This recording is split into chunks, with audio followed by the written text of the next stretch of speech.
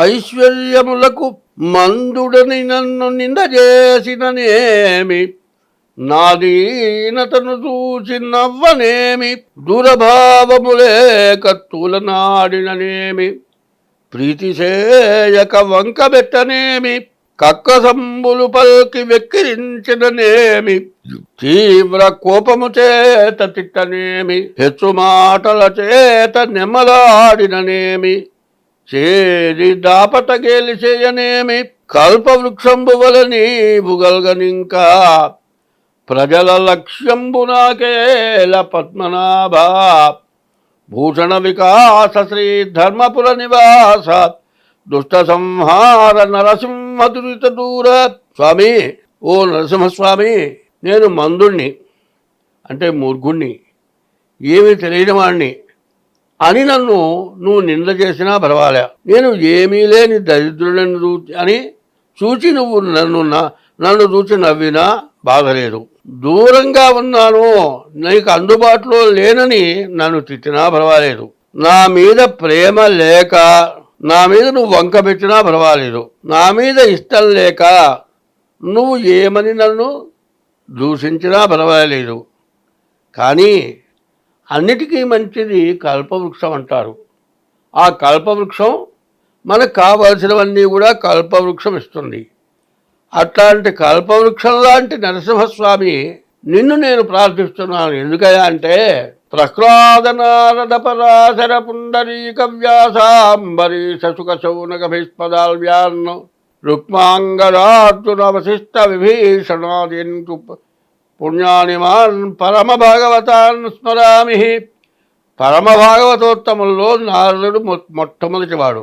అయితే ప్రహ్లాదుడు తల్లికి నారద మహాముని నారాయణ మంత్రాన్ని ఉపదేశం చేస్తూ ఉంటే కడుపులో ఉన్నటువంటి ప్రహ్లాదుడు విని నిన్ను ప్రార్థిస్తే తండ్రి అయినటువంటి దుర్మార్గుడైనటువంటి రాక్షసుడైనటువంటి హిరణ్యకశిపుణ్ణి సంహరించి దేశాన్ని ఉద్ధరించి ప్రహ్లాదుణ్ణి నారదుడి కంటే ముందుగా ఉన్నటువంటి పరమ భాగవతోత్తముడుగా దిద్ది మరి హిరణ్యకశిపుడికి మోక్షాన్ని ఇచ్చావు.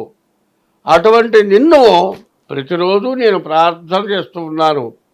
నిన్ను ప్రార్థన చేయటమే నా ఉద్దేశ్యము అని ఈ పద్యం యొక్క అర్థము. మరి ఇవాళ రోజున ఏప్రిల్ నెల 7వ తారీఖు ఆదివారం, పూర్వాభాద్ర నక్షత్రం 11:50 వరకు ఉంది. వర్జం రాత్రి 8:46 వరకు ఉన్నది. 8:46 నుండి 10:15 వరకు ఉంది. ఈ రోజున ఆదివారం ప్రత్యేకించి సూర్యుడికి విశేషమైనటువంటి రోజు. తర్వాత పూర్వాభాద్ర నక్షత్ర అధిపతి గురువు. ఈ 7వ తారీఖు ఆదివారం రోజున మరి సూర్యుడిని, గురువుని, మరి పూర్వాభాద్ర నక్షత్ర మీనరాశి వాళ్ళంతా కూడా గురువుని, రవిని కూడా పూజిస్తే మీ ఇష్టదైవమైనటువంటి నరసింహస్వామిని కానీ మీ ఇష్టదైవాన్ని పూజించినట్లయితే మీకు ఎన్నో మంచి ఫలితాలు కలుగుతాయి. అందులో ఈ రోజున వేప చెట్టును పూజించడం చాలా విశేషం. ఇట్లా ఎవరైతే వేప చెట్టును పూజిస్తారో వాళ్ళకి అన్ని రకాల కోరికలు నెరవేరుతాయి. అందులో ప్రత్యేకించి ప్రతిరోజు దినఫలాలు చెప్పటంలో ప్రత్యేకించి ఏం చెబుతున్నాం, ఆ రోజు నక్షత్రం, ఆ రోజు వారం, ఆ రోజు మరి ఆ రాశి, ఈ 3 రాశులకి, నక్షత్రానికి, వారానికి, తర్వాత చెట్టుకి, వీటన్నిటికీ కూడా పూజ చెబుతూ ఉన్నాం. ఇట్లా ప్రతిరోజు ఎవరైతే ఉన్నారో వాళ్ళు వాళ్ళ ఇష్టదైవాన్ని పూజించడమే కాక ఇట్లా కనుక పూజలు చేసేటట్లయితే మిమ్మల్ని ఏ గ్రహాలు ఎటువంటి బాధలు పెట్టవు అని ధర్మం చెబుతోంది. కాబట్టి ఇది దినఫలాల్లో ఈ పూజల విధానం, తారీఖు, తిథి, నక్షత్రం, వర్జం ఇవన్నీ చెప్పడం జరుగుతుంది.